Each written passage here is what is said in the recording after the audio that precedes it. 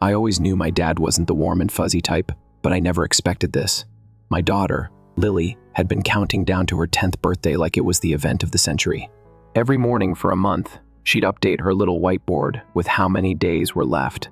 "Only 12 more sleeps," she'd chirp, with that same boundless hope only kids have. She'd drawn pictures of a bike, a giant art kit, and a dollhouse that looked like a miniature mansion.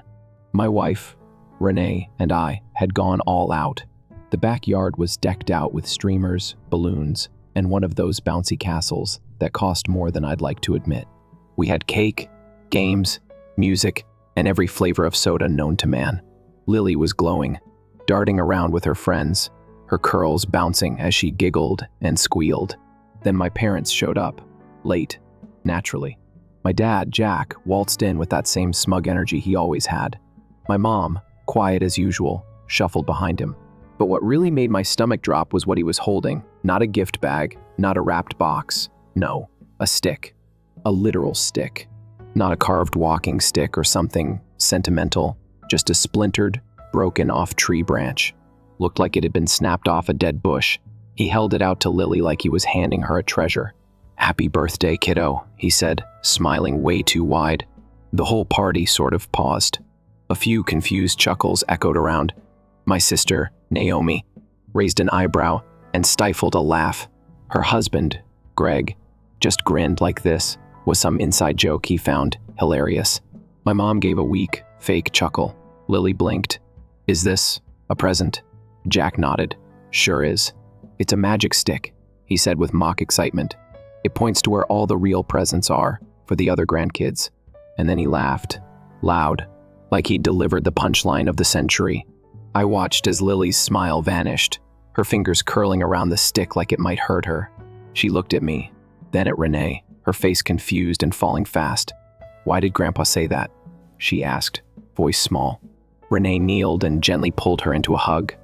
Her jaw was tight, her hand slowly rubbing Lily's back. Me? I was frozen, furious, shaking. "You're serious?" I asked my dad. "This is what you brought her?" He shrugged. "Come on, Ben, don't act surprised. You know I saved the nice gifts for Naomi's kids." He said it loud, proud, like he wanted everyone to know. The chuckles died. Fast. Naomi avoided my gaze. A few guests shifted awkwardly, suddenly realizing they'd laughed at something that wasn't a joke. My mom looked down at her hands like they had the answers. Lily stepped back, still holding the damn stick. She wasn't crying. That somehow made it worse. I didn't yell, didn't scream. Instead, I smiled tight, controlled. Then I stood up, walked calmly to the cake table, and sliced 2 perfect pieces. One for Lily, one for Renee. Then I turned to my father. "You're done here," I said. Silence. Real silence. The kind that crawls under your skin. The kind you feel in your bones. Jack's face twisted. "Excuse me? You're not welcome in this house. Not today. Not ever again." You could hear a balloon pop in the background. That's how quiet it was. He scoffed, trying to laugh it off. "Over a stick? It's a joke, Ben. Jesus, this family's gone soft." Lily looked up then. "It's not funny," she whispered. And that did it. My dad looked unsure. For the first time that evening, something cracked in that smug exterior. Renee stood, eyes locked on his. "You should leave," she said quietly. My mom opened her mouth like she wanted to object, but nothing came out. Naomi muttered, "Dad was just kidding." But I cut her off. Don't pretend this is normal. You've always been his favorite, Naomi. We all know it. But I'm done letting my daughter feel like she's second class." Naomi's mouth opened, then closed again. My dad stood, pushing his chair back hard enough to make it screech. "You're unbelievable," he snapped. "This victim complex you've got, it's pathetic." I took a step closer. "You came to my daughter's birthday party and gave her a stick, Jack, and then made a joke about how she's not good enough. You think this is about me? No, this is about her. You humiliated her." He stared at me, jaw tight. "You don't get to do this." "I just did," I replied. Renee wrapped an arm around Lily, who had sat down quietly and was now picking at her cake with slow, distracted movements. My mom finally looked up. Her voice was quiet but steady. "Jack, I didn't know you'd do that." His head snapped toward her. "Don't start with me, Barb." But she kept going. It wasn't funny. It was cruel. Ben's right. He stared at her like she'd slapped him. Naomi's mouth dropped open. "Mom, I'm tired," Mom said, her voice wobbling slightly. "I think we should go." Jack let out a bitter laugh. "Unbelievable. You're actually taking his side?" She didn't answer, just stood and grabbed her purse. I pointed to the door. "Now." Mom gave Lily a sad, apologetic look before walking out. Jack, still hoping someone would back him up, scanned the room. No one said a word. Finally, he turned to Naomi. "You coming?" Naomi looked from him to me, to Lily still holding the stick like she didn't know what else to do with it. Then she stood. "Yeah," she said, "I'm coming." Of course she was. She grabbed Greg's hand and followed them out. The door clicked shut behind them, and just like that, they were gone. But the damage wasn't. Lily, who had held it in so bravely, finally burst into tears. Renee knelt beside her again, whispering soft words while I crouched down and held her tiny, shaking hands. "I don't get it," she sobbed. "Why does Grandpa hate me?" I swallowed hard. "He doesn't hate you, baby. He just doesn't know how to love the right way. But he's nice to Ava and Jake." "I know, sweetheart, and it's not fair. But I promise you he'll never hurt you again." "Not while I'm around." The party was over, even though technically it had just begun. The energy had been sucked out of the room like air from a balloon. Guests quietly offered excuses and filtered out. Renee and I tried to salvage the day, but Lily's smile didn't really come back, and that's when something inside me shifted. This wasn't just about a birthday or a stick. It was about all the years of being second best, the manipulation, the games, the disrespect. He wanted to humiliate my daughter. He had no idea what he'd just started, because I wasn't just going to cut him out. I was going to make damn sure he regretted ever crossing that line. That night, after the house was finally quiet and Lily had cried herself to sleep in Renee's arms, I sat alone at the kitchen table, staring at the stupid stick still sitting on the counter. It wasn't even a clean branch. It had a jagged edge and some dried mud still caked on one end. It was like he didn't even try. I should have thrown it out, but I didn't. Not yet.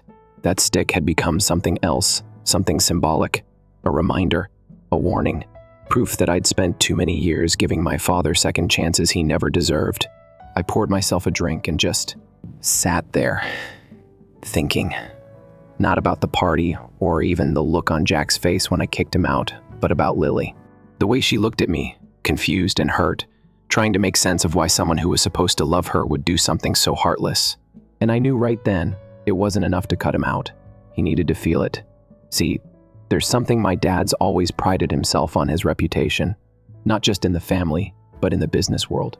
For years, he strutted around town as if he was some self-made legend, always bragging about our company, always taking credit for my work. But the truth? He didn't lift a finger. I built it. I invested. I took the risks. Late nights, early mornings, missed vacations, maxed out credit cards. I lived that grind. He, on the other hand, just showed up when the checks started rolling in and acted like he was the brain behind the operation. And, like an idiot, I let him. I let him use the office address on his golf club membership, let him sit in on meetings like he belonged. I even let him put his name on the company website under advisor. It was harmless, I told myself. Keep the peace, make the old man feel important. That was before he humiliated my kid. Now, that fake title was about to disappear. The next morning, I called our attorney. Scott's been with me since the early days, back when we ran the business out of my garage. "I need him gone," I said bluntly. There was a pause on the line. "You mean legally?" "I mean entirely. Off the site, off the paperwork, out of the loop. No calls, no access, no nothing. I want it like he never existed." Scott whistled. "All right, Ben. You sure about this?" I clenched my jaw, dead sure. And just like that, the cleanup began. First, the website. I rewrote the About Us page myself, removed his name, swapped the old group photo for a new one. No Jack in sight. Then I had it disable his company email, revoke his office badge access, and scrub his login credentials. By the end of the day, he was a ghost. I didn't tell him. I didn't owe him that. But I knew it wouldn't take long for him to notice. Sure enough, 3 days later, he showed up. Stormed right into the office like he owned the place, because for years, I let him believe he did. My assistant buzzed me, barely hiding the panic in her voice. Mr. Harper, your father's here. Send him in." I said calmly, then stood to face the door. He barged in seconds later, chest puffed up, red-faced, like he'd been building this tantrum all morning. "What the hell is going on?" he barked. "Why can't I access anything? The bank blocked me. The system locked me out. Are you screwing around with me?" I leaned back against the edge of my desk, arms crossed. "Not screwing around, just fixing a mistake." His eyes narrowed. "You better not be doing what I think you're doing." "I already did it," I said flatly. "You're out. Completely. You're not an advisor. You never were." He stepped forward. "You ungrateful little..."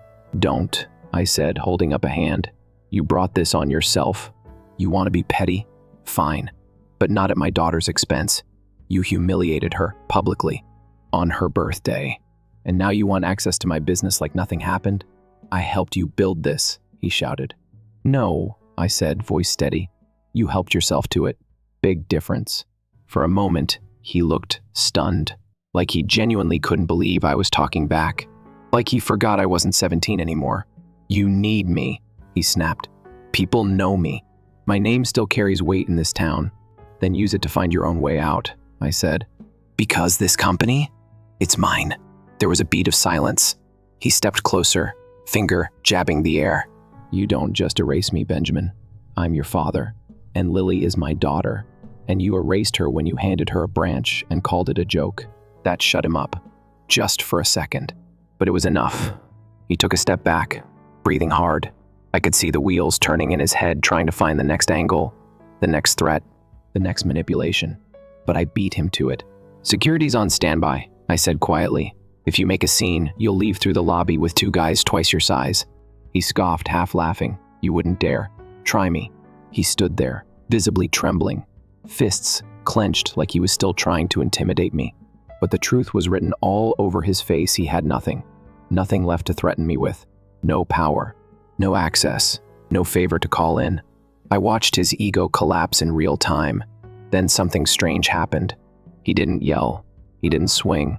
He didn't even spit out one of his usual guilt-tripping lines. He just turned around and left. Didn't even slam the door. The second it clicked shut, I let out a long breath. I hadn't realized I was holding. It was over. At least, I thought it was. But when I got home that night, Renee was waiting by the kitchen island, arms folded. "Your mom came by," she said softly. I froze. "What?" "She wanted to talk to you. Said it was important." And in that moment, something twisted in my gut, because if Mom was coming to me alone, something was seriously wrong. "Where is she?" "Living room." I walked in, heart pounding, not sure what I was about to hear. She looked up from the couch, eyes red, tissues balled up in her hands. "I need help," she said. And just like that, I knew this story wasn't finished. It was just beginning. I hadn't seen my mother cry in years. She was always the quiet one, the peacekeeper, the woman who smiled through tension and made excuses for everyone else's bad behavior, especially Jack's. But when I saw her sitting on my couch, eyes swollen, hands trembling around a damp tissue, I knew this wasn't just about what happened at the party. This was something deeper. "I need help," she said again, softer this time, like she wasn't sure she had the right to ask. I sat across from her, elbows on my knees, trying to read her face. "Help with what?" She looked down, pressing the tissue into her palm, like she was trying to hold herself together. "I want out," she whispered. At first, I didn't understand. "Out of what?" She looked up slowly. "Out of this marriage. Out of that house. Out of his shadow. I want to leave your father." For a second, I didn't know what to say.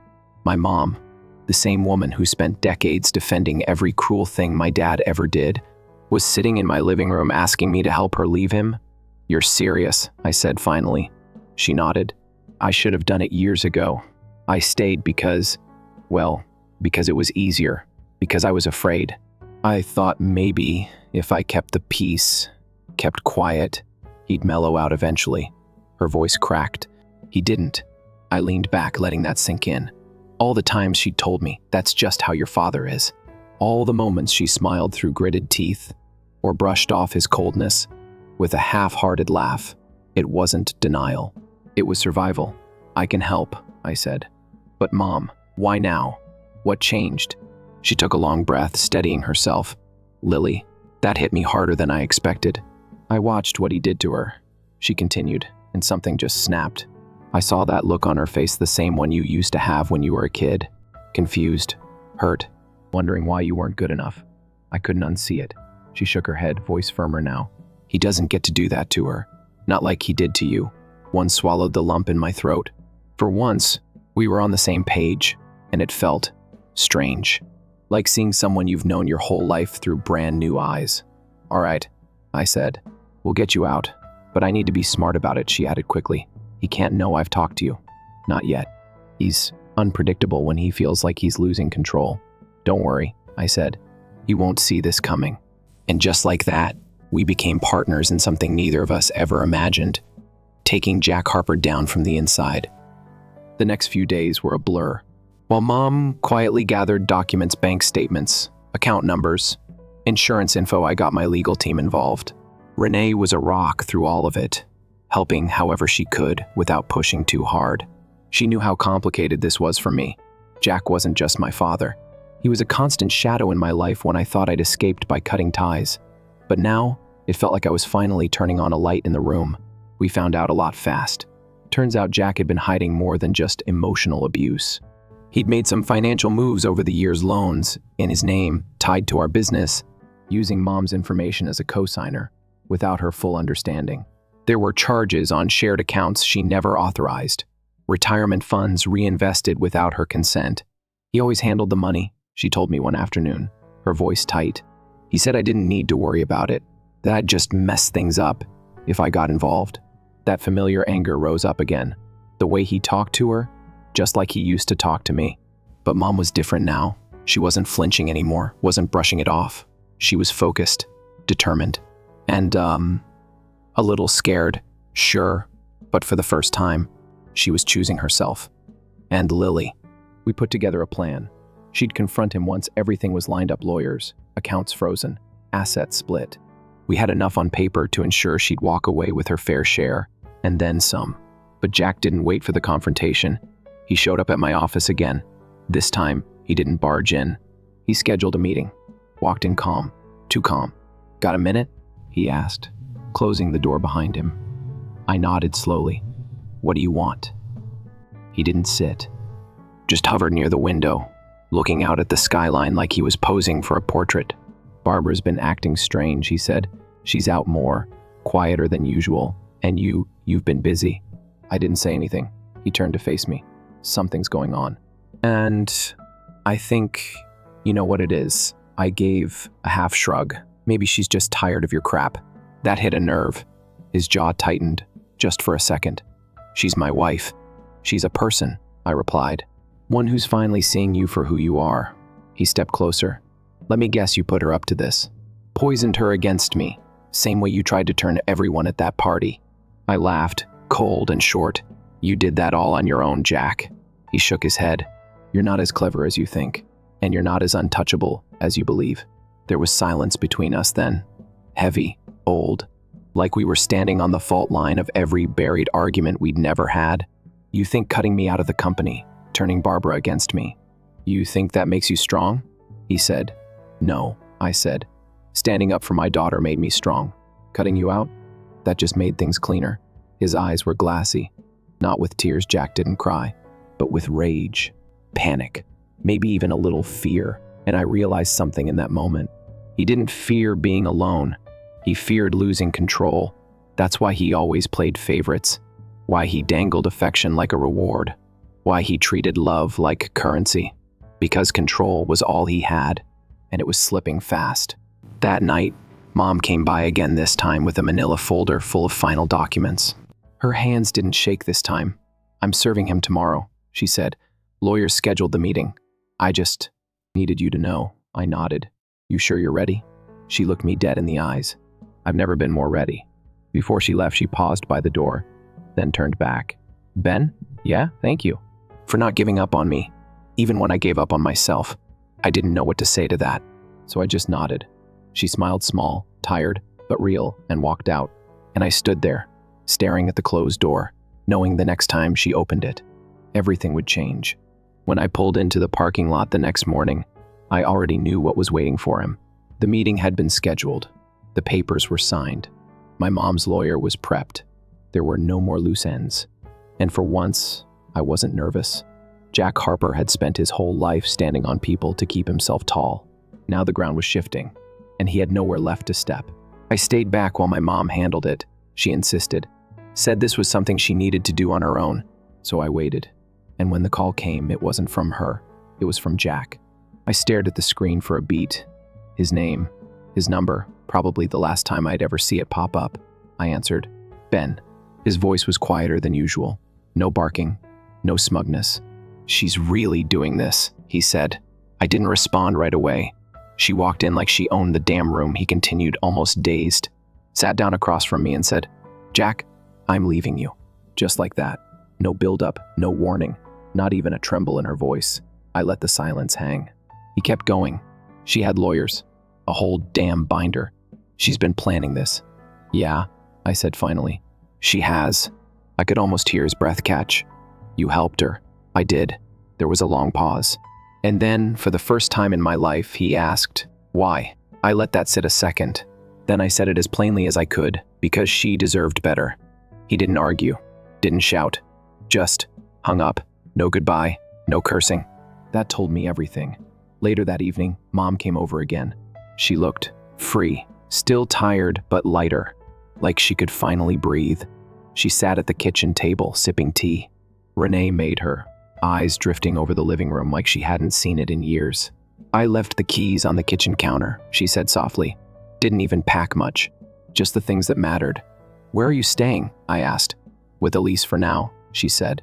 Elise was her best friend from college, one of the few people Jack never managed to isolate her from. Do you feel okay? Renee asked gently. Mom smiled faintly. I feel like I've been holding my breath for 30 years. She glanced toward the hallway, where Lily was curled up on the couch, headphones on, sketching something with a red marker. And I'm not letting her grow up thinking what I lived through is normal. That struck me hard, because that's what it always came down to, didn't it? The keikel, the quiet tolerances, the excuses, but not anymore. Jack didn't stay quiet for long. The next day, he showed up again, not at my office this time, but at my house. He knocked like he lived there. I opened the door and just stared at him. He looked rough, not physically, but something behind the eyes. His confidence was cracked, his arrogance dulled, but he still had enough of it left to try. I want to talk to Barbara, he said. She's not here. Where is she? Not your concern. His jaw clenched. You think this is funny? You think helping her walk out on me is some kind of payback? No, I said. I think it's justice. He took a step forward, but I didn't budge. Don't. Not on this porch. Not in front of my daughter. She's my wife, he snapped. She was, I said, and you lost her. Same way you lost me. Same way you're going to lose everyone else if you keep pretending nothing's your fault. You really think you're better than me? He asked. No, I said. I think I learned from you. Learned how not to treat people, how not to father a child, how not to love a woman. And thank God I did, because I've got a wife who trusts me, a daughter who smiles when she sees me, and a life that doesn't revolve around stepping on people. He didn't have a comeback this time. Just stood there, red-faced, breathing like he'd just run uphill. Then, finally, he said it. I didn't mean to hurt her. I blinked. You mean Lily? He nodded. It was a joke. I thought, no, I cut in. Don't you dare try to backpedal now. You meant to get a reaction. You wanted to embarrass me. You didn't care who got caught in the crossfire. He looked away. You picked the wrong target, I said, voice calm. You picked my kid. I stepped back and began to close the door. She won't be your punching bag, and neither will Mom. Not anymore. He didn't try to stop me, didn't raise his voice, didn't even look at me. Just turned and walked down the steps, back toward his car, moving like the weight of his entire world had finally caught up to him. And maybe it had. Later that night, I found Lily still awake, sitting on her bed with the light off, hugging one of her stuffed animals tight to her chest. I sat down beside her. Can't sleep? She shook her head. I waited a moment, thinking about Grandpa. She nodded. Why did he do it? I sighed. Because he doesn't know how to be kind. He thinks love is something you earn, not something you're born with. She looked up at me, eyes glassy. Did I do something wrong? That broke me. No, I said. pulling her close. "You didn't do anything wrong." He did. We sat like that for a long time, quiet, still, just the sound of the ceiling fan spinning overhead and her soft breathing slowly settling. And that's when I realized this was the real win, not the company, not the confrontation, not even the divorce. This was it, sitting beside my daughter, holding her, promising her through actions, not words, that her pain would never be brushed off, that I'd stand between her and anyone who tried to break her, even if that person was my father, especially if it was. The thing about people like my father, they're not just cruel, they're careful about appearances, about keeping power, about staying one step ahead, at least in their own mind. For years, Jack wore his reputation like armor. Neighborhoods knew his name. Local business owners shook his hand like he was royalty. But underneath all that charm and confidence, rot. It started with a spreadsheet. Scott, my lawyer, emailed me with the subject line, "You're going to want to sit down." Inside was a breakdown of accounts linked to Jack's name. Not business accounts, not even family trust stuff. These were shady side ventures. Loans opened in his name, some with my company listed as a partner, signatures forged. Agreements framed to make it look like I'd co-signed, but I hadn't. Scott's message was blunt. This wasn't just manipulation. It's financial fraud. My stomach dropped. Not because I was surprised, but because I wasn't. I forwarded the file to Mom immediately. She didn't reply right away, but an hour later, she called. Her voice was steady. No panic, just cold resolve. "I always thought the danger was emotional," she said. "I didn't realize it was this deep." "Neither did I said. "But we're past sympathy now." Renee and I sat down that night and talked through every angle. What it would mean legally, publicly, financially. "It's not just about justice anymore," she said. "It's about protecting your name, your business, your daughter's future." She was right. Jack had dragged my name through the mud quietly for years. If I didn't act now, he'd do it louder, dirtier, the minute he felt truly cornered. So we acted first.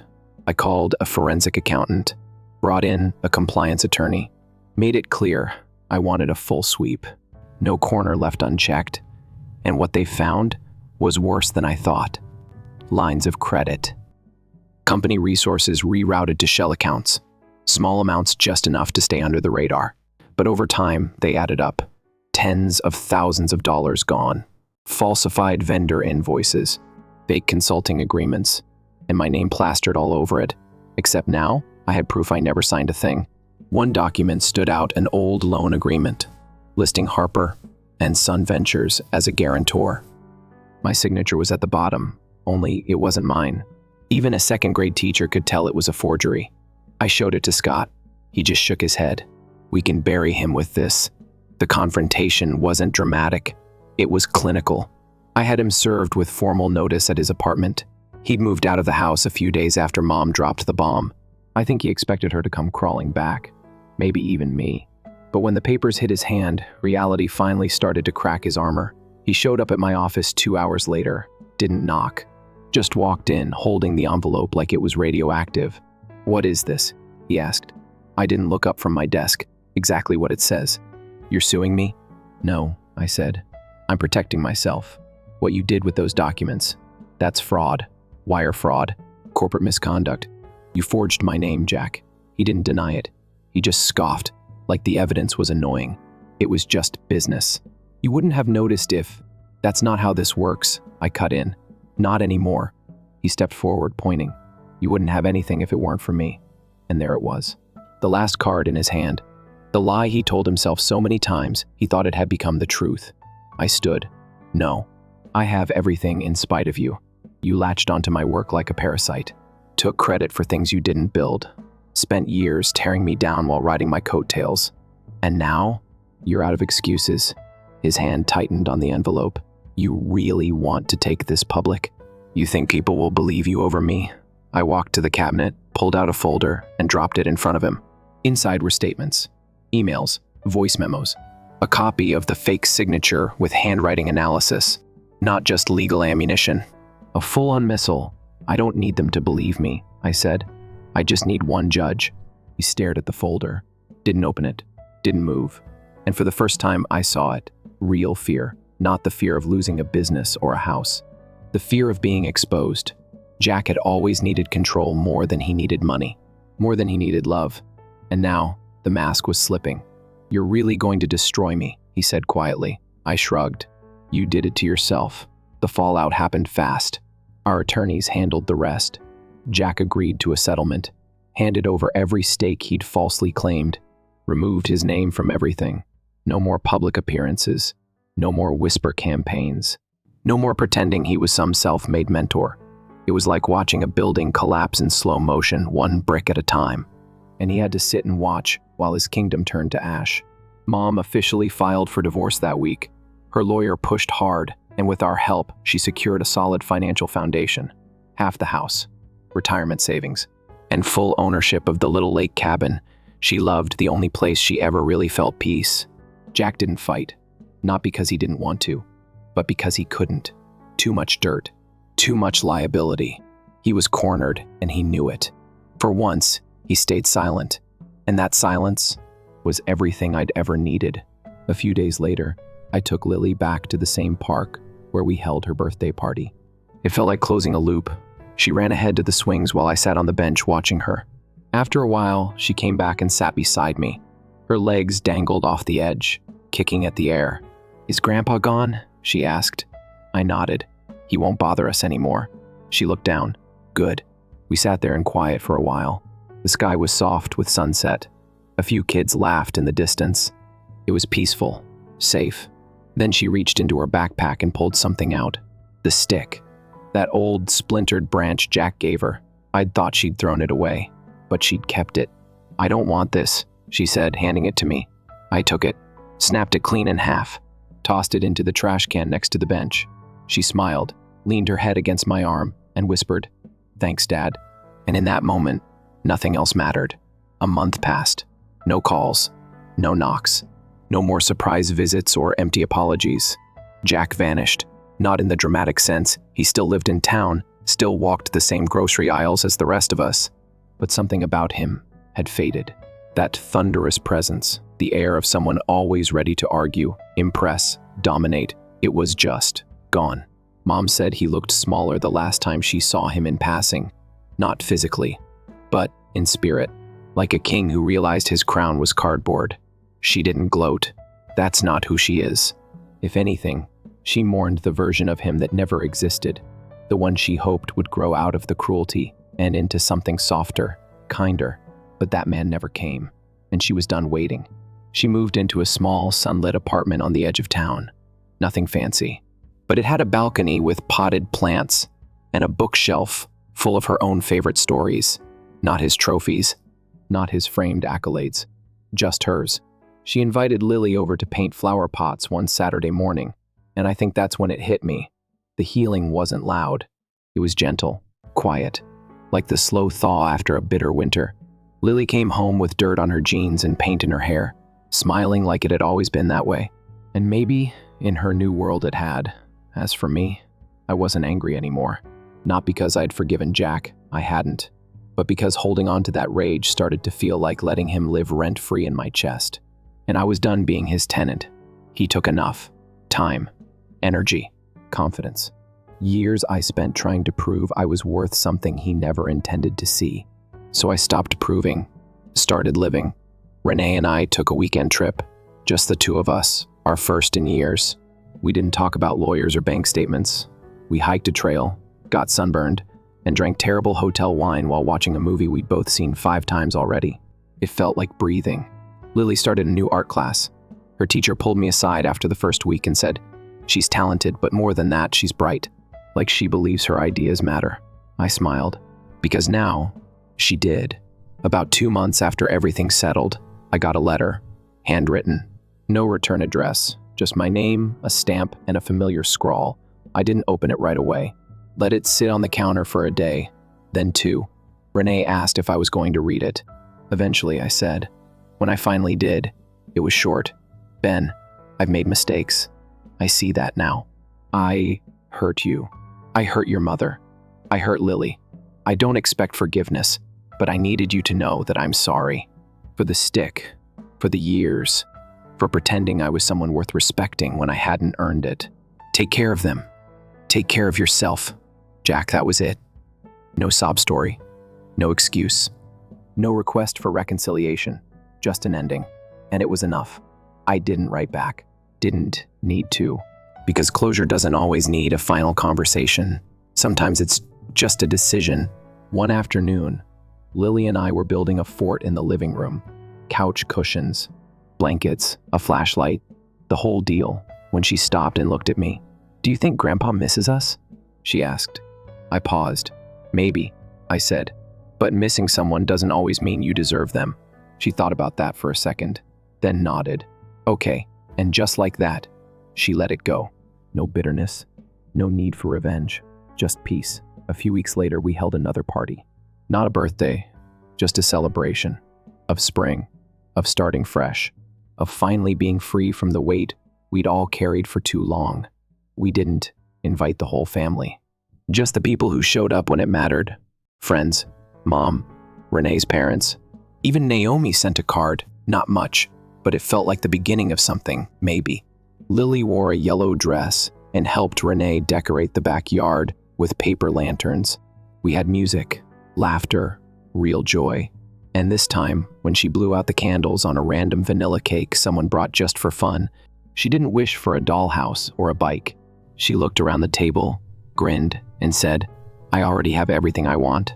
That night, after we cleaned up and everyone had gone home, I stepped out onto the back porch.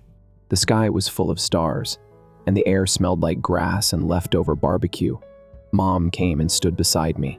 "It's quiet," she said, in a good way. She smiled, holding a mug of tea between her palms. "I didn't think I'd get this far." "You did," I said. "You got yourself out." "No," she corrected gently. "We did." I nodded. "Yeah, we did." She looked out across the yard, where Lily's paper lantern still swung in the breeze. "I used to think surviving was enough," she said. "But now, I know better. What is enough?" I asked. She took a deep breath. Peace, safety, knowing the next generation doesn't have to carry the same scars. And right then I felt it too. That shift, that deep soul-level relief of finally being free, not just from a person, but from the version of yourself that tolerated too much for too long. I don't think about Jack much anymore. Not with anger, not with sadness. Just as a chapter that ended, one I had to close so my daughter could start hers with a blank page. And if there's one thing I've learned from all of this, it's that love is a choice, not a weapon, not a prize, not something to be rationed or earned. A real parent doesn't hand you a stick and call it a joke. A real parent shows up, listens, protects, learns from their failures, and does better every single day. And that's who I try to be. Not for revenge, not for pride, but because the people I love, they deserve it. Story 2. I wasn't invited to Christmas by my family, since they don't accept losers. That's what my brother said. I agreed coolly and ceased giving money to his wife and kids. He's going insane now. In fact, I was excited for Christmas this year. I wasn't rushing to finish things at the last minute for once.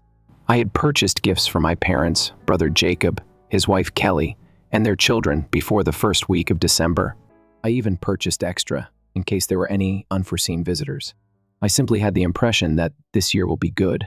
I was really taken aback when my mother replied, "We don't want you here this year," as I stood on my parents' front porch with a bag of wrapped gifts in each hand. I initially believed it to be a strange joke. Just as I was about to chuckle, Jacob's voice interrupted her from behind. "Losers have no place here," he declared. "We're all starting to get tired of you." I simply stood there and gazed at her. My dad was in the background, staring nervously everywhere except at me without saying a word. Despite her uneasy appearance, my mother didn't back down. Jacob as well. Jacob appeared utterly arrogant. I experienced a wave of emotions, including perplexity, rage, and shame. But I managed to remain composed. I just answered, "Fine, if that's how you feel," and nodded, and made my way back to my vehicle. However, something inside of me shifted as I sat in the driveway and gazed at the bags of gifts in the passenger seat. "Losers have no place here. Are you sick of me? From where did this originate?" I came up with a quite clever concept. I didn't know why, but Jacob was responsible. Over the years, I'd shown him and his family nothing but generosity. I would cover their summer camp tuition, assist with his child's school supplies, and even aid with his mortgage when things became tight. Additionally, I'm suddenly not welcome at Christmas. I made up my mind not to go just yet. To gain some answers, I was heading back to the door. I returned to the door after leaving the presents in the automobile. As though they hadn't anticipated my return, my parents continued to stand there and speak to one another. Jacob was like nothing had occurred as he sat on the couch and browsed through his phone. I didn't even try knocking. "What's happening?" As I entered, I inquired, "How come I'm not invited to Christmas?" What was it I did? Without raising his eyes from his phone, Jacob smiled. "You don't understand, do you? Lately, you have been letting yourself down. This year, you have hardly given the youngsters anything." Stunned, I gazed at him. "What are you discussing?" "I have spent hundreds of dollars on gifts for your children. No one else has as many gifts in the car as they do." At last, Jacob turned to face me. "You did more last year. You seem indifferent this year. To be honest, it's embarrassing for us." I looked to my parents, thinking they may say something to support me or warn Jacob that he was acting inappropriately. Rather, my mother responded, "But you just bought a new car," with an uneasy smile. "You were able to pay for it." I wasn't even sure how to react for a moment. "The vehicle is financed," I said, maintaining a steady tone. "And if it wasn't too, how does purchasing a car suddenly include taking on Jacob's children? I'm not in charge of them." Jacob leaned back on the couch and added, "You're the one who makes the most money," as though everything had been explained. "We are a family. Families support one another. That is what you have always done." His wife, Kelly, was sitting calmly in the corner when I glanced at her. Her face was heated and she was looking down at her hands, but she hadn't spoken. It was as though she wished to vanish. "Is that how you think? I've been giving in the past, so I asked. I am now bound to do so indefinitely, and I'm a loser if I don't." Jacob gave a shrug. For me, it was if the shoe fit. I shook my head and stepped back. "What do you know? You're correct. This isn't where I belong." I glanced at my parents. "Have a great Christmas." The first then looked at Jacob. "Good luck with those gifts too, because your life is no longer being financed by this loser." Without waiting for a response, I left. I gripped the wheel more tightly than I had to and drove silently home. I was unable to comprehend it. Was I the villain in this situation? For years, I had gone above and beyond for my family, always helping Jacob when he needed it, and ensuring his children never had to bear the brunt of his financial difficulties. And now, I was a loser for not doing enough, in addition to not being welcome to Christmas. I spent some time sitting in the driveway when I arrived home, looking at nothing.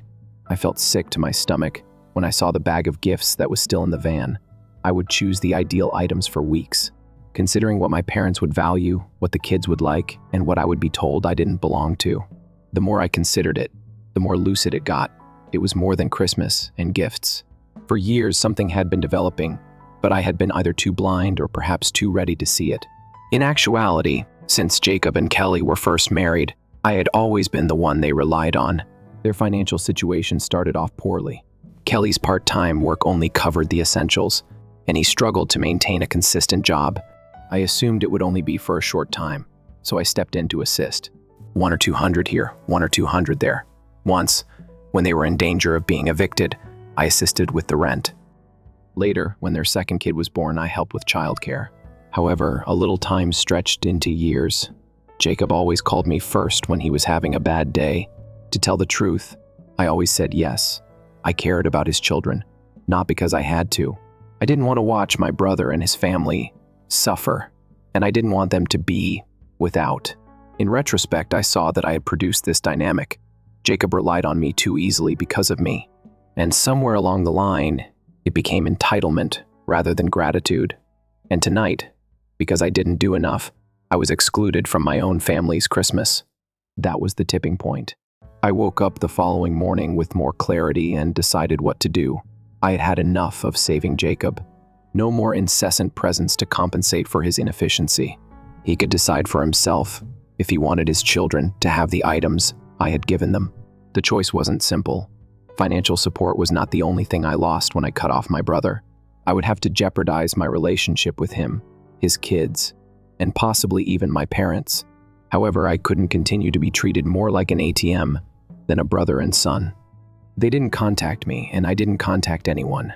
Maybe they got the message, I thought, but I should have known Jacob wouldn't take it so lightly.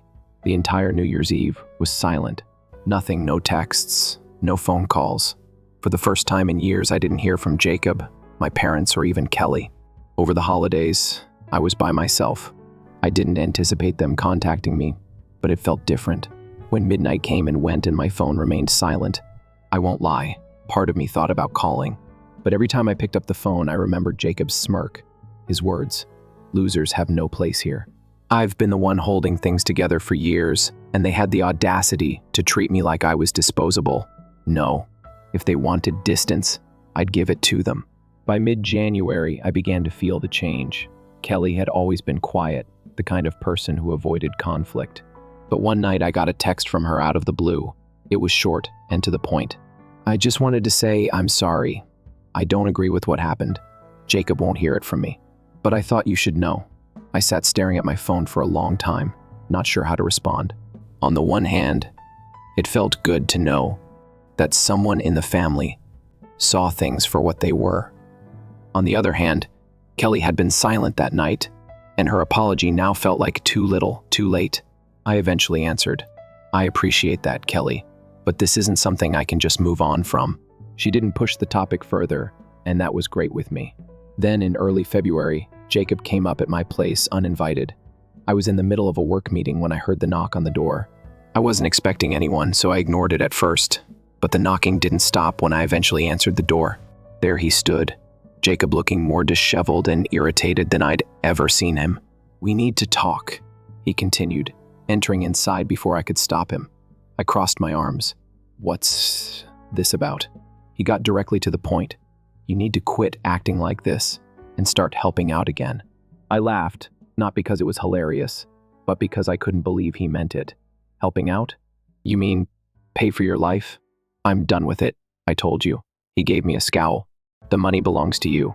You have no idea how difficult things have been for us, ever since you chose to behave in this manner. The children hardly have enough." Kelly is making an effort to remain composed, but without your assistance, we cannot succeed. What I was hearing was unbelievable. "Are you now listening to yourself? Jacob, you're an adult. You have kids and a wife. Go out and make more money if you need it. I'm not here to fix your issues." Before he retaliated, you constantly offered assistance. "Why are you currently acting so self-centeredly?" "Selfish?" The first said it again. "Do you wish to discuss selfishness? Let's discuss your deception of our parents, about me, because I didn't spend enough on your children, turn them against me, and then deny me Christmas. You're here now, demanding more. Jacob, you have a lot of nerve." I interrupted him by raising a hand before he could say anything further. "This is where we're done. Until you learn to behave like an adult, I won't give you another penny, and I won't want to hear from you ever again." After Jacob stormed out, he stayed there for a while, glaring at me, and then he left. For long, I believed that was the end of it. He may pout and perhaps protest to my parents, but he would ultimately realize that I wouldn't give up. I was mistaken. I received a call from an unfamiliar number 2 days later. I wouldn't have replied normally, but I felt compelled to do so. "Hi, is this Michael?" The voice of a guy inquired. "Yes? Who is this?" "It's Mark Dawson. I practice law. Recently, a customer of mine has voiced concerns regarding certain financial issues surrounding your family. Have you got time to talk about them?" A lawyer was frozen by me. "What is important in terms of money? I can't get into specifics over the phone," he added in an unduly kind tone, "but it has to do with the money you've given your brother Jacob and his family. In particular, how you use their gifts. Would you be open to having a conversation at my office?" I was at a loss for words. The options were rushing through my head. They're all bad. Had Jacob borrowed money under my name? Was he up to no good with my information? Or was this a last-ditch effort to scare me into handing him money once more? "Who's your customer?" At last I inquired. There was a moment's silence. "This isn't a lawsuit against you, but I'm afraid I can't tell you that just yet. It's more of an inquiry that goes against my opinion." I consented to meet. My curiosity overcame me, and I couldn't get rid of the impression that this was more than simply Jacob being himself. The next day, I had no idea what to anticipate as I entered Mark Dawson's office. But he delivered a bombshell as soon as I sat down. "Kelly is the customer I represent," he stated as he pushed a packet in my direction across the desk. I was caught completely off guard and blinked. Why would Kelly require legal counsel? Mark studied me intently while folding his hands. She believes Jacob has been misusing the money you have given him over the years. She has good grounds to think that he has been keeping money from both you and her. I felt sick to my stomach. Keeping money hidden? What are you saying? Copies of bank statements, receipts, and what seemed to be screenshots of text messages were visible when he opened the folder. Based on what she discovered, she believes Jacob has been siphoning off your donations and transferring them to another account. Instead of providing for his family, he could have been spending the money on gambling and other personal costs. I gazed incredulously at the paperwork. You claim that, despite my assistance with his expenses and his children's school supplies, the money never reached them. Mark gave a serious nod. That's how it seems. Kelly just learned about this and came to me, since she was at a loss for what to do. At first, she didn't want to engage you, but she felt you should be aware of the situation. What I was hearing was unbelievable. All along, Jacob had been playing me, stealing and spending money that I believed would benefit his family. Who knows? For not recognizing it sooner, I wasn't sure if I should feel deceived, furious, or just foolish. Does Kelly have evidence? My voice was strained as I asked. Mark shoved the packet toward me while nodding. Check it out for yourself. I go through the papers. The times I had assisted Jacob with crises were reflected in the transactions from my account to his. After then, money was taken out of his account. Large amounts are being transferred to another account under his name. I witnessed transactions from that account, as well as visits to pricey dining establishments, internet gambling sites, and even a few hotel stays. Incredibly so. I shook my head and mumbled. Kelly was also aware of this. The second account was a recent discovery. Mark clarified. She had suspicions for some time, but it wasn't until she discovered certain bank statements he had omitted that she was able to access his banking information. She got in touch with me at that point. I tried to absorb everything as I sat back. Is there anything she wants me to do? Is it press charges or something? Mark gave a head shake. Not right now. She is more concerned about keeping the kids and herself safe. However, she believed that you ought to be aware in case Jacob tries to further coerce you. I laughed resentfully. He tried, after all. A few days ago, he came to my residence and insisted that I resume my assistance. In keeping with what Kelly informed me, Mark gave me a knowing glance. Jacob appears to be under stress now that your financial assistance has ceased. He could be a bigger problem than Kelly realizes. I gazed intently at the folder. My thoughts are racing. I had a strong desire to go to Jacob's house and confront him. However, another part of him understood it would simply make him feel good since he had irritated me. Rather, I inquired, "What is Kelly doing?" Mark paused before responding. She's thinking about her choices. She wants to ensure the financial and other safety of herself and the children. She could file for separation or pursue other legal options if Jacob's conduct worsens. I was more affected by hearing this than I had anticipated. Kelly had always given off the impression of being a reserved, devoted someone who would be there for Jacob, no matter what, even if she were prepared to leave. It made me realize how dire things had become. I believe Mark left the office feeling a range of feelings, including regret for not seeing how serious everything had gotten sooner, grief for Kelly and the children, and rage at Jacob. Above all, though, I had an odd sensation of relaxation. In years, for the first time, Jacob's burden wasn't on me, and now that I was aware of the reality, I would never again allow him to control me. I was unable to stop thinking about what I had just discovered when I left the lawyer's office. The hidden money, the gambling. Kelly prepares her next move in silence. It reminded me of a soap opera. It was my family, though, and I found myself in the center of it. I stayed away for the following few days. I didn't contact Jacob, and I didn't even phone my parents. However, he didn't appear to like the stillness, because his name appeared on my phone one evening as I was ready to eat supper. I thought about leaving it on voicemail, but I felt compelled to answer it. "Jacob, what do you want?" He wasted no time at all. "We must speak." He spoke in a strained, almost frantic tone. "Didn't you say something to Kelly?" I arched an eyebrow. "What are you discussing? Don't act foolish," he yelled. "She's been acting strangely since Christmas, and now she's talking about separation and attorneys. I am aware that you have been giving her ideas." I couldn't contain my laughter. "Do you believe that I am the issue?" It was you who deceived her and squandered away her hidden funds. It's your fault, not mine, if she's sick of your nonsense." There was stillness for a time before Jacob said, "You have no idea what you're discussing." "Yes, I believe I do." My rage boiled to the surface as I spoke. Kelly filled me in on everything. The money you've been squandering, while I've been straining myself to assist you. The gambling, the secret account. "Jacob, you're a joke," he began to yell. Still, I interrupted him. "The thing is this." I interrupted him. I said, "This is the last time you have exploited me. I have finished assisting you. I have finished filling in for you. You are responsible if Kelly leaves you. And I'll make sure that everyone is aware of your precise activities if you attempt to involve me in this mess once more." Before he could respond, I hung up. It felt nice to finally express what I had been keeping to myself for years, even if my hands were shaking. The repercussions was short-lived. Kelly phoned me the next day. "Has Jacob given you a call?" Her voice inquired. "Be cautious." "Indeed." "He wasn't happy," I said. "Has something taken place?" After a moment of hesitation, she spoke. I questioned him about the hidden account and the gaming. Even while he acknowledged part of it, he continues to play it down. "Are you all right?" I inquired.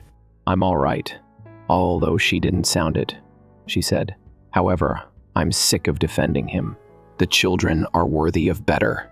Her saying that struck me more strongly than I had anticipated. This seemed like the beginning of the end, even though I knew that things were awful between them. "You have my support no matter what you choose to do," I said. "Thank you," she said softly. "I also apologize for everything. The way we treated you during Christmas wasn't fair. I ought to have spoken out sooner." After we hung up, I experienced an odd feeling of closure after our lengthy conversation. Jacob had ruined our relationship.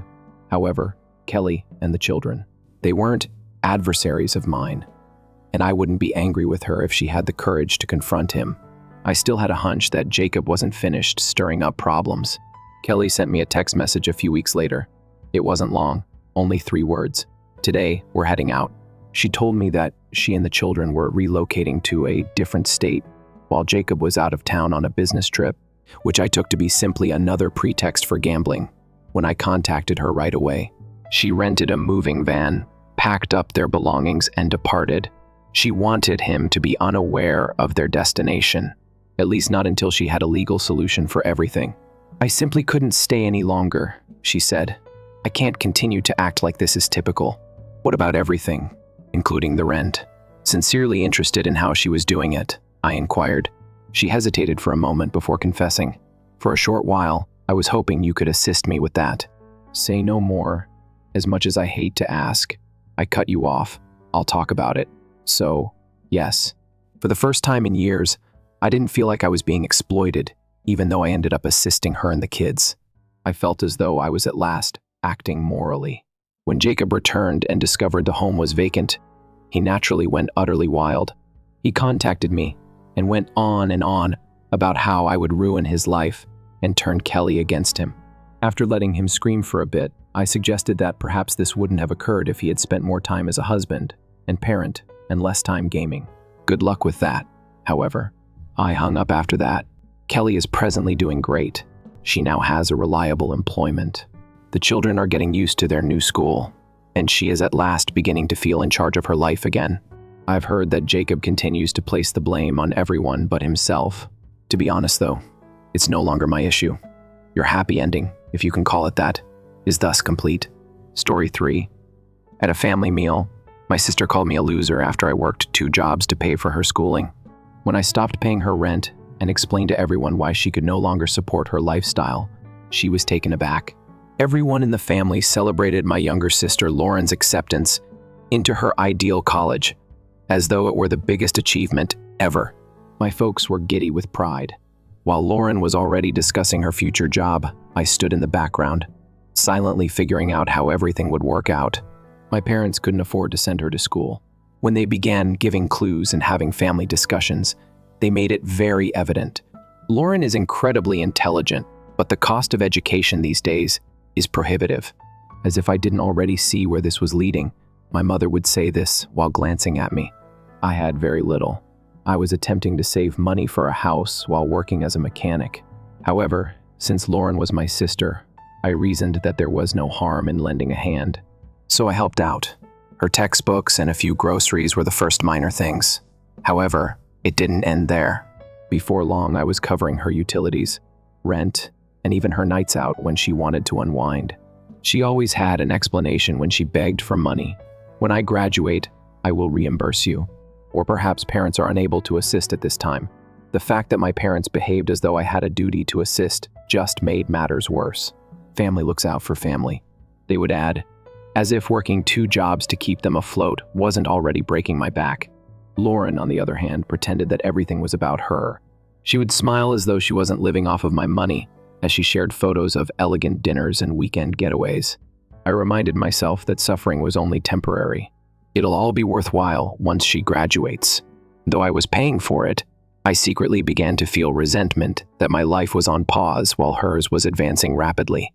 I believed that once Lauren got used to her college routine, things would improve.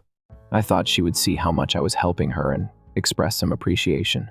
If anything, though, her sense of entitlement only increased. Her spending patterns were the first obvious clue.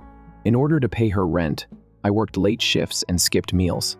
Lauren took to social media to show off her new outfit, stylish shoes and designer purses, elegant meals, items that I would never be able to purchase for myself. Initially, I attempted to justify. Perhaps she was overdoing it for show, or perhaps she was hired for a part-time job. However, she dismissed it when I questioned her about it. That's how everyone dresses at school, she added. I don't want to appear out of place. Her attitude was about everything, not just money. She never inquired about my well-being or if I needed assistance, treating me like a walking ATM. It was no better with my parents. They always persuaded me to be quiet when I attempted to express how much I was struggling. She's your sister. In my mother's words, she is constructing a future. Helping her should make you proud. However, it wasn't only beneficial. It was a sacrifice. I had lost my weekends. I had lost all of my funds. And the mansion I had always envisioned, ignore it. Lauren, however, was too lazy to even write a thank you message. Rather, she contacted to voice her displeasure with her workload and teachers, or her housemates. She never once inquired as to how I was able to balance 2 jobs in order to support her. I repressed a grudge that started to rise. I had had enough of being treated as though her existence was more important than mine. The pivotal moment occurred when Lauren casually stated that she was considering spending a semester studying abroad. She didn't even inquire about my financial situation. She simply assumed I could manage it. She remarked over the phone, "I think it would be such a great experience." She spoke in a casual, informal tone. Although the program is a little more expensive, it's a once-in-a-lifetime opportunity, right? Trying to take in what she had just said, I sat there clutching the phone. She asked me to pay for a semester overseas, even though I could hardly cover her normal expenditures. My parents became even more irate when I brought it up to them, in the hopes that they would eventually change their minds. "This is a fantastic chance. You'll figure it out," my mother remarked. "You always do." I was blown away. No appreciation for the effort I put out, no care for my well-being, only that I would continue to make sacrifices. Apparently, it was my function inside the family. Lauren's actions become unavoidable at the same moment. She called to gripe about the smallest of things, such as the lack of authentic lattes at the university cafeteria, or the fact that her roommate had taken her sneakers. She also started teasing me subtly. She would make fun of the fact that I was constantly working and make jokes about being married to my career. One night, as I was lamenting during a break, a coworker commented, "She doesn't appreciate you. For the first time, she acts as though you owe her money since you go above and above for her." I started to question whether they were correct. The purpose of family supper was to be a relaxed gathering. Lauren was back in town for a school vacation, and my parents encouraged me to come catch up. When I got there, I thought I could handle a few hours even though I didn't want to go. Tension was already in the air. Lauren was the object of my parents' attention, as they inquired about her studies, social life, and whether she needed any additional school supplies. I waited in silence for someone to inquire about my well-being, but naturally, that never came to pass. Lauren resumed discussing the study abroad program halfway through the meal. She spoke endlessly about how everyone she knew was doing it, and how wonderful it would be. "I hope you're ready for a little extra work, big brother," she remarked, glancing directly at me. These programs are not inexpensive. I went cold. The fact that she dared to speak it in front of everyone astounded me, as if it had already been agreed. Perhaps you ought to take a part-time job. I tried to speak in a light-hearted manner. Lauren chuckled. Me, an employment that is part-time. That's amusing. I have too much schoolwork to do. That was it. The final straw. Setting down my fork, I gazed at her. I take it you're kidding? You believe that I would just continue to provide for your way of life indefinitely while you accomplish nothing? There was silence in the room. As though I had just swore at the dinner table, my parents gave me a look. Lauren's mouth fell open, but she got back up fast. What's wrong with you? She lost her temper. You've been so resentful all along. You don't have to vent your frustration on me just because your life isn't changing. That was like a kick to the stomach, considering all I had given up my time, money, and dreams for her. She saw me like this, a failure. Her comments were like a smack across the face, hanging in the air. I could feel the heat rising in my body. However, I refused to give her the final say. Bitter. Leaning forward, I said, "You believe that since my life isn't moving forward, I'm resentful? Because I was too busy paying for yours, Lauren. My life isn't moving forward." My folks rallied to her defense right away. "It's not proper." With a stern voice, my mother said, "Her brother is you. Supporting her is your responsibility." My occupation? I laughed bitterly and repeated, "When did I start working there? To work 2 jobs in order to afford a luxurious lifestyle? When did I get to the point where I had to give up my entire future to ensure she got hers?" Rolling her eyes, Lauren folded her arms. "Well, there it is," she whispered. "The routine of murder. That was it. I was finished." "What do you know?" I said, getting to my feet. "Lauren, feel free to label me a failure. At least, though, I earned all I own. Have you done anything?" "Nothing. You act as like you're superior to me as you squander my money." I went to my parents, and neither of you is any better. At every stage, you have made it possible for them to be selfish. And I'm done complying. I no longer pay for anything. Not her tuition, not her rent, nothing. The quiet was overwhelming. Lauren's face turned pale, and she appeared truly horrified for the first time. Her voice trembled as she replied, "You can't do this. What should I do with my life?" "Work things out," I responded, reaching for my coat. "For years, I have been doing it. Perhaps it's time you learned." I was both relieved and angry as I left that supper. I had taken a stand for myself for the first time. However, I was aware of the consequences. It didn't take long, as expected. My phone was inundated with calls and texts the next morning. Lauren was the first. She started off by sending passive-aggressive texts. "I appreciate you spoiling dinner. I hope it makes you feel good to abandon your own sister." The guilt trip started when I didn't answer. "Are you really going to abandon me in this manner? After everything I've experienced?"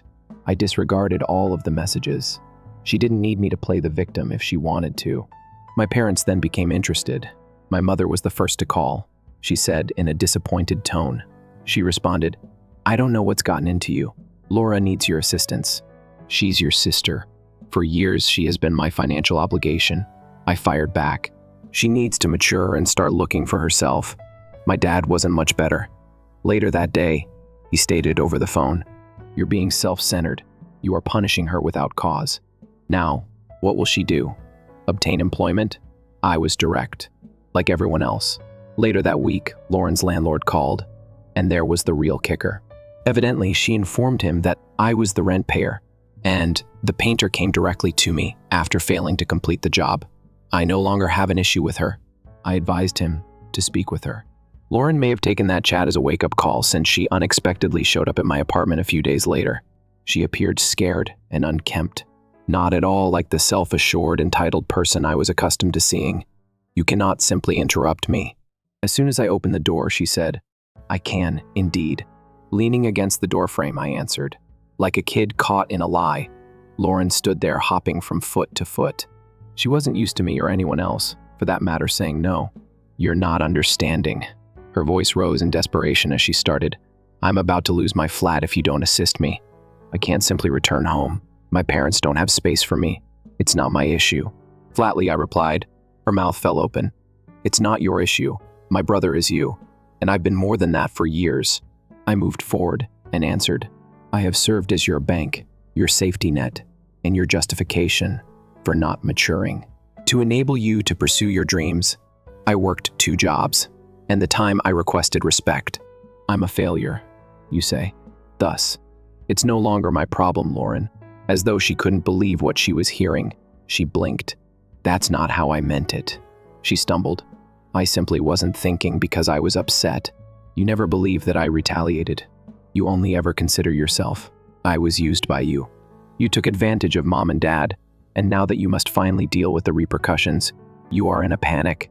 Then she broke down in tears. Large, powerful tears that may have impacted someone else. However, I was no longer fooled by it. You won't use guilt to get me to change my viewpoint. You have to work this out for yourself, I added. Get a job, make a financial plan, leave me out of it, but do whatever it takes. That response didn't sit well with her. You're being unkind. She wiped away her tears and snapped. It is expected of you to assist the family. That's the role of family. No, I stated firmly. Family members help one another. They don't exploit one another under the guise of love, as well as till you resolve it. Don't bother returning here. I shut the door, interrupting the justification she was going to offer. I felt in charge of my life once more for the first time. I shut the door on Lauren and prepared myself for the consequences. She wasn't the kind to endure pain in private. I was aware that she attempted to make this into a heartfelt tale for our parents. As expected, they called me in a rage the following day. Mom began with her typical guilt trip.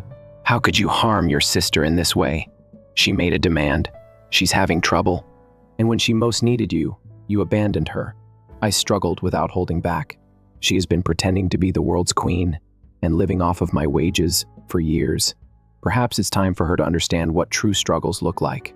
Dad then said that I was ungrateful and callous for everything they had done for me. I laughed at this part. Not grateful, I said. Are you serious?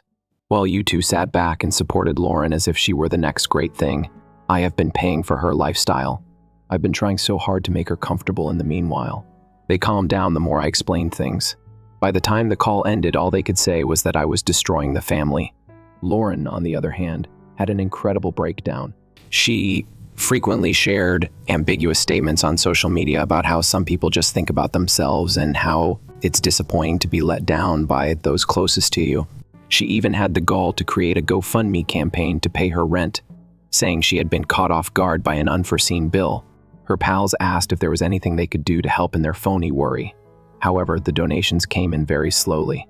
It seems that people weren't as willing to support her way of life as she had imagined. Word of the drama, meantime, spread like wildfire across the family. My aunt called to let me know that she had heard me act irrationally. However, she immediately changed her mind once I gave her the facts. She truly thought you would continue to cover her rent. She questioned incredulously. Greetings from my universe, I answered. I became aware of how far this whole thing had gone once my folks arrived at my door. No longer was it just Lauren's entitlement. The whole family was supporting her and handling her issues as though they were my own. Their guilt wasn't the end of it. The idea that I had let Lauren and the family down was propagated by my mother. Cousins and other family members I hadn't spoken to in years called, abruptly interjecting with remarks such as, "It's unfair to let her struggle for family come first." However, Lauren's pretense of control started to falter as the days went by. After being evicted, she returned to live with my parents, according to mutual friends. That was obviously insufficient for her. There too, she made it plain that she expected to be pampered. I was informed by a friend that she had heard Lauren griping about the meals at home. She is upset because her parents don't prepare authentic meals for her. My pals chuckled as they spoke. She even made the joke that because you're no longer around to look after her, they ought to pay someone to do it. This simply strengthened my resolve to sever relations. My family had the option to support her actions if they so desired. However, I couldn't continue to expend myself for someone who couldn't even express simple appreciation. Lauren's downhill trajectory persisted. She returned to live with my parents, who treated her like a defenseless infant. They used what little money they had left to fund her lifestyle, allowing her every want. They intensified their attempts to blame me for her predicament, as though I had cut her off and committed some horrible crime. Family members informed me that Lauren was continuing distributing false information about me to everyone who would listen, claiming that I had left her during a trying period. As she showed off her luxury as if it were her birthright, she cleverly omitted the bit about how she had been stealing from me for years. Her demise, however, was social as well as financial. The same people who used to go out to lavish dinners with her suddenly avoided her phone calls without me paying up the tab, as word of her GoFundMe hoax circulated. There was nothing she could do for them. When my parents contacted me in a panic, it was the turning moment.